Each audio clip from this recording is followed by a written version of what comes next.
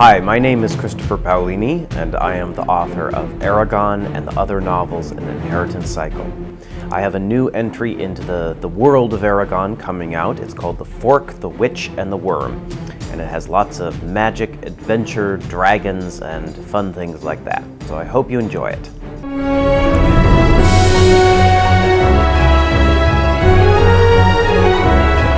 Mon personnage préféré, ça serait Saphira. Parce qu'elle est absolument badass, même si c'est un dragon. Je pense que c'est Solombaum, le chat-garou, assez mystérieux, on le voit pas beaucoup, mais voilà, il est là, il parle quand il faut, il dit pas n'importe quoi, et puis il est là pour se battre quand il faut, vraiment, à la fin, c'est super. Alors moi je dirais Murtagh, parce que je trouve que c'est un personnage vraiment intéressant, parce que, je sais pas, il a plein de facettes et tout, donc ouais, moi je dirais Murtagh, même si j'aime beaucoup Saphira aussi.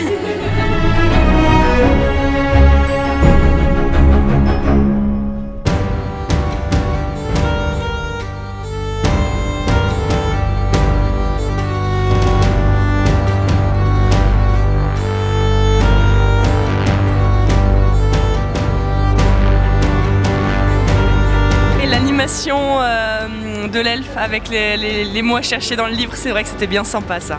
Et je dirais la quête des elfes, parce que c'était vraiment sympa de trouver des mots sur des thèmes et tout, donc ouais, je dirais ça. Pareil, il m'en manque un, mais ouais, la quête des elfes c'était vraiment original, peu de temps, il fallait trouver une idée un peu décalée, donc c'était vraiment super. Et enfin ouais, non, c'est le mieux, le mieux.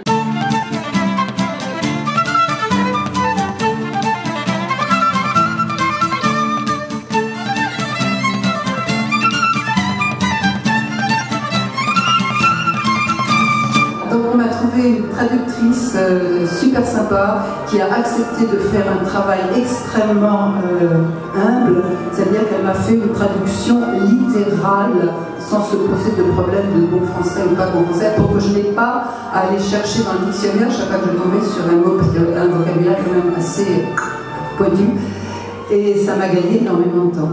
Et avec Paolini lui-même, parce qu'il y a des échanges pour... Alors avec Paolini, pas vraiment au moment du travail. Je l'ai rencontré la première fois qu'il est venu à Paris pour Eragon, et puis quand il est venu la deuxième fois pour Brisinger. D'ailleurs, il a regardé les premières phrases de Brisinger, il a comparé avec son texte anglais, il ne parle pas français, mais il s'est rendu compte que c'était plus court que ce qu'il avait écrit. Alors on lui a bien expliqué que le français et l'anglais n'avaient pas du tout le même rythme, et que si on faisait du littéral, eh ben, ce ne serait pas un beau texte en français. Il a eu l'air qu'à moitié convaincu, mais bon.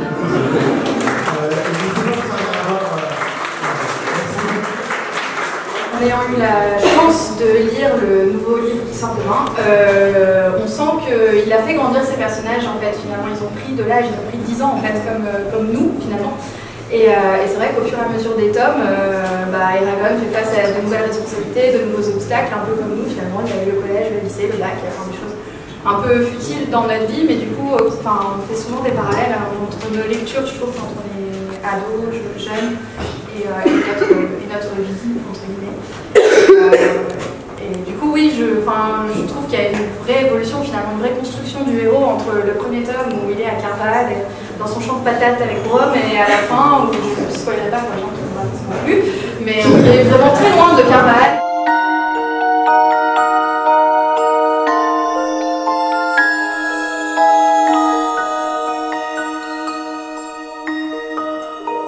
Moi personnellement je suis libraire, donc je l'ai déballé aujourd'hui, là il attend chaudement, là on va le mettre demain matin. Et on a hâte, c'est une très belle version en plus, hein, qui est juste là, très cartonnée, très belle. Et on a hâte en fait de voir la réaction des clients, pour ma part en tout cas, voilà. Il est là.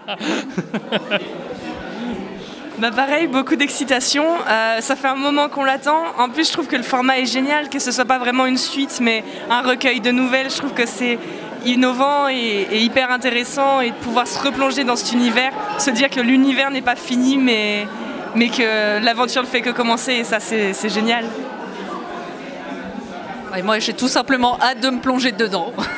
Bah moi je suis trop contente parce que j'ai découvert la saga il y a super longtemps, et ça a été l'occasion de relire les tomes parce que je voulais le faire il y a super longtemps, mais j'avais pas vraiment d'occasion, et puis il y a beaucoup de tomes, du coup c'est un peu long, mais du coup là c'est trop cool quoi. Alors déjà, on va être obligé de tout relire, hein, parce que ça fait un petit moment, mais c'est super cool, quoi, parce que comme disait tout à l'heure Alix, on a grandi avec et c'est l'occasion de replonger dans un monde magique, donc ça c'est cool.